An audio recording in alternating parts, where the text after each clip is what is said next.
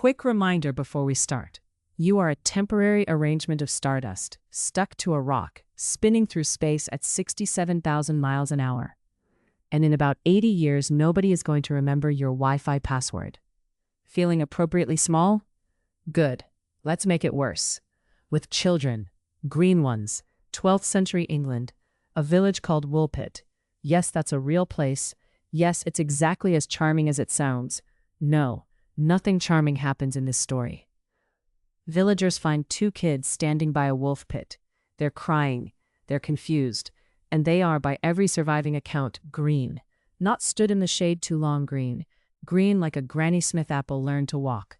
For 800 years, historians have argued about whether these two were aliens, fairies, poisoned orphans, or just really unlucky with lighting. Today we're going through all of it, because apparently medieval England just casually produced a mystery that modern science still can't fully close, and somehow that's less famous than a man in a cape who dresses like a bat.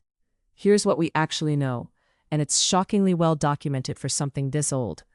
Two chroniclers wrote about this independently, Ralph of Coggeshall and William of Newburgh, which for medieval history is basically the equivalent of two separate news outlets confirming the same leak.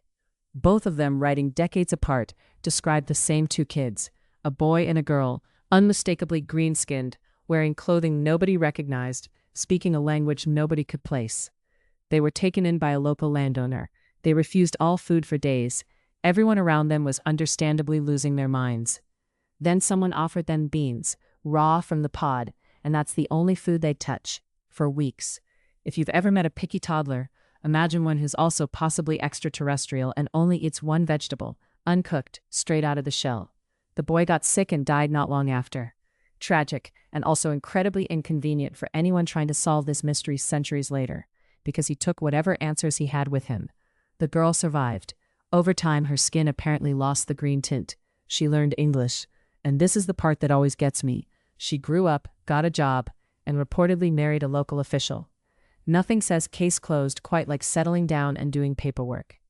When she was finally able to explain herself, she said she and her brother came from a place she called St. Martin's Land, a twilight country where the sun never fully rose.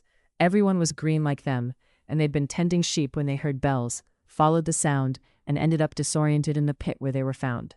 So depending on how generously you want to interpret Twilight Land access through a hole in the ground, you're either dealing with a folk memory of the fairy realm or the most polite description of a portal incident in recorded history.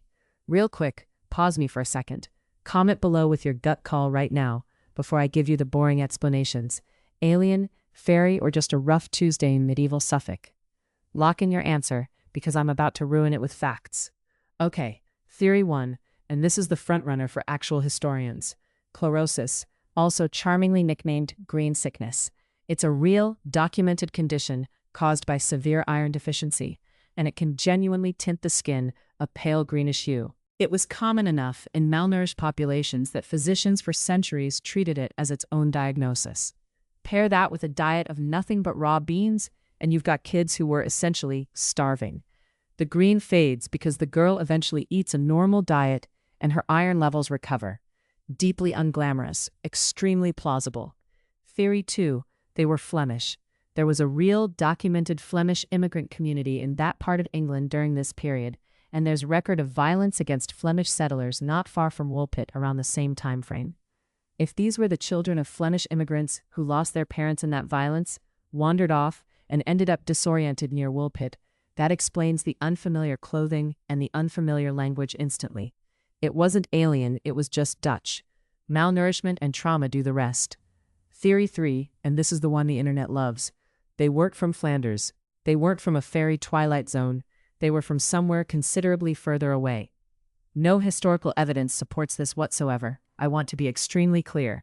But the description writes itself.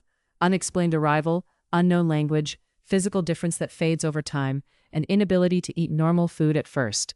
If you handed this account to a modern conspiracy forum with zero context, they would not hesitate for a second. And that's honestly the most interesting part of this whole case. It's not that we know what happened. It's that the raw facts are strange enough to support 3 completely different explanations, and every single one of them is defensible, depending on how much you trust 2 medieval monks with a habit for dramatic flair. So here's my actual verdict for what it's worth. Iron deficiency plus displaced immigrant children is the boring answer, and boring is usually where the truth lives. But I will say this. Medieval chroniclers didn't exactly have a reputation for embellishing things for effect, except for every single other time they did. If you had to bet money on this, right now, iron deficiency, immigrant orphans, or actual fairies, which one are you putting your paycheck on? Tell me in the comments. I read every single one, and I will absolutely argue with you about beans.